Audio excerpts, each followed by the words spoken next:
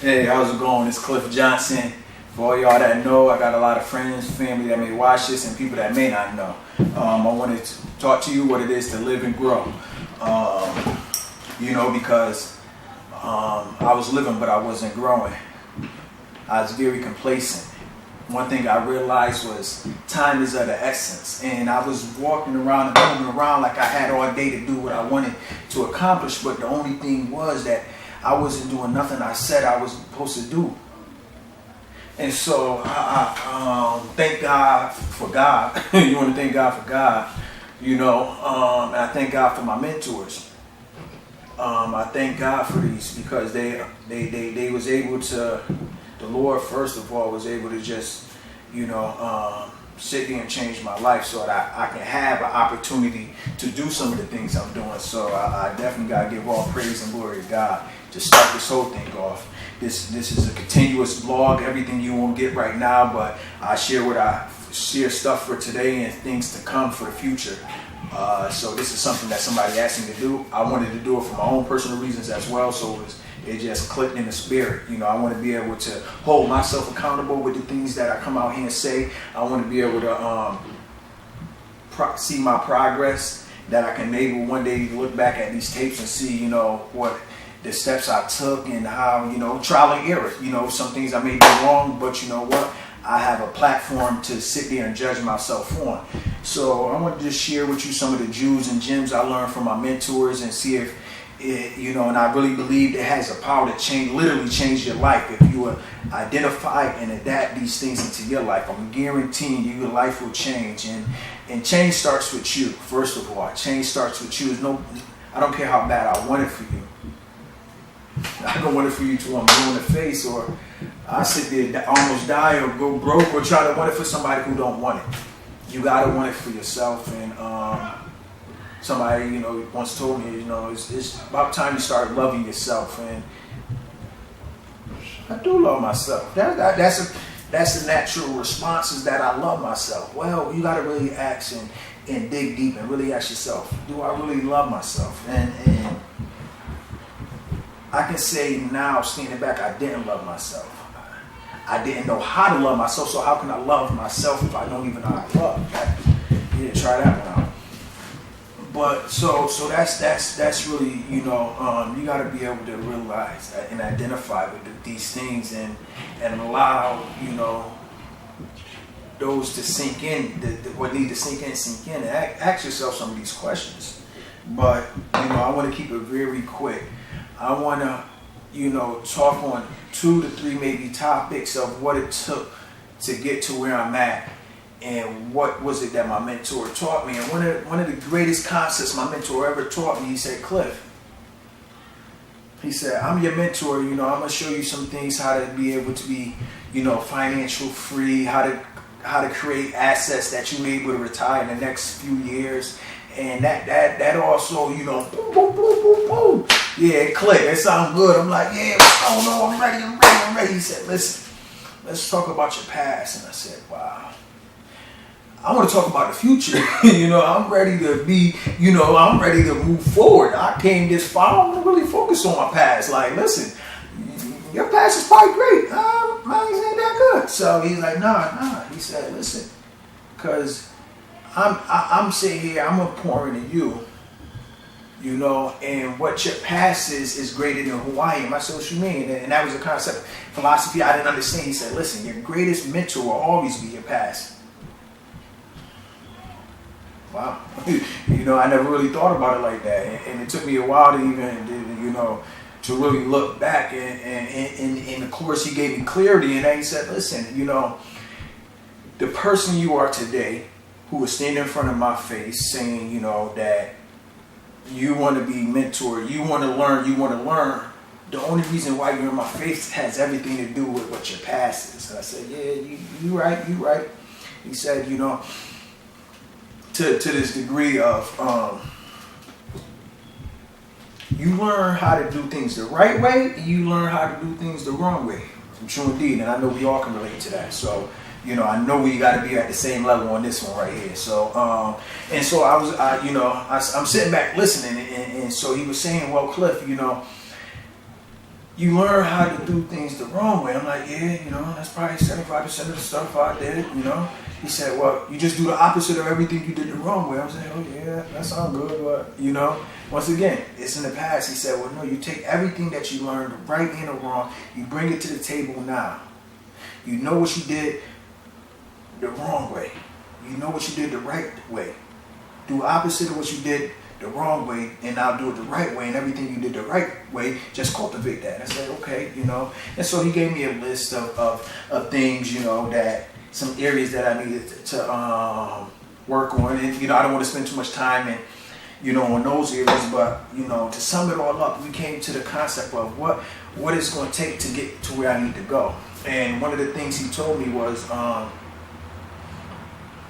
discipline.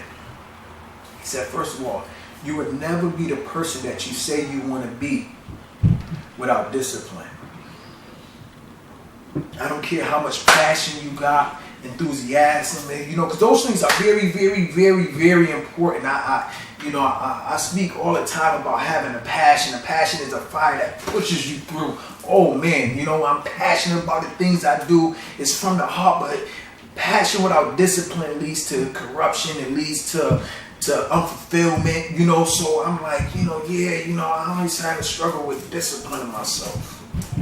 He said, well, Cliff, what you need to start doing is discipline yourself in the small areas. Discipline yourself in these small areas. Get a little confidence. He said, write goals down. And write easy goals, goals that you can accomplish. And I said, okay. And this is not something so I started writing down goals and, 2 steps forward, 1 step back. But it was still the concept of realizing that I need to write what I want out. And allow my non-conscious mind to see these things, and I look at them and I say, all right, I accomplished this, so I'm feeling good. I'm realizing that, wow, writing goals, being disciplined with them is actually encouraging me inside. Like, hey, I haven't got, and what it does is it builds momentum, and it builds, it builds muscle, so that now the Bible says if you're faithful with the small, I can pretty much put more on your plate, and so that concept. Once given to me, it wasn't hard for me to grasp, and so now it's just left for me to put it in action. And so what I did was, like I said, I started with the small, and the Lord allowed and continue to start putting more on my plate. The Bible also says, "Studies or show thyself approved." And so, with that small discipline, building up the momentum, it allowed me, when He put more on my plate, to be able to handle the weight. So that was the one concept I wanted you to learn. Or to grasp and get. The second one had everything to do with self-motivation, self-development. I find out that self-development and success go hand in hand. They say you got to be mentally rich before you can ever be physically rich. Actually I said that. But I believe it's also true indeed. And it was just confirmation when my mentor started sharing with that, and that you got to start sitting here, find a place where you can encourage yourself. It was once said that the guy had all the gifts in this world, and he was waiting for his brother to turn on the ignition so he can start going. And it's like, what if your brother never showed? You're going to be sitting there with all the gifts but standing still. You got to be at the place where it doesn't matter who's around you, but that you know who you are. You got to find out who you are and be able to encourage yourself. I do believe that that's very important, to encourage yourself and be able. And me, I started reading self-developing books. 2 books that I could tell you, outside of the Bible that changed my life was The Think and Grow Rich and How to Win Friends and Influence People. I endorse those books. Read those books. It would change your life. I'm guaranteeing it. You want to start realizing there's going to be a lot of stuff that you see that you already do, cultivate it, exercise it, apply it. There's going to be new things that trial and error that you're going to sit there and say, okay, and go out and apply it. And if it works, it works. If it don't, it don't. And if it works, put it in the journal and write it down. Okay, this works, and keep trying to cultivate that area and never try to keep it up here. This is not the file cabinet. Oh man, I tried to use that for a file cabinet and lost all my files. Write things down. That's another key concept my mentor always told me. Don't trust the mind. You know what I mean? Trust the pad. Write things down.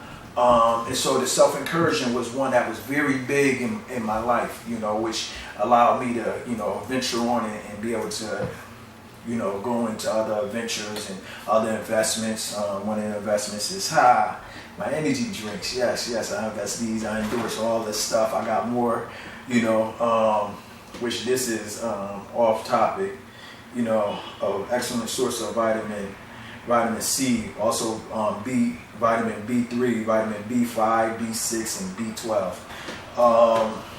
which is just great, mango flavor. You know, if you want some of these, I can definitely work out. If you want to start business, you can definitely do that. But what I'm saying is, you know, we also got to go through a test and everything. But what I'm saying is that, you know, it started with the self-developing myself before I realized I can go out there. I needed to be, the self-development also played a part with the self-encouragement. You know what I mean? That I'm able to grasp these new concepts and then trial and error and work on. Now, lastly and least is to me the most important one out of the top three, which was your attitude. Your attitude.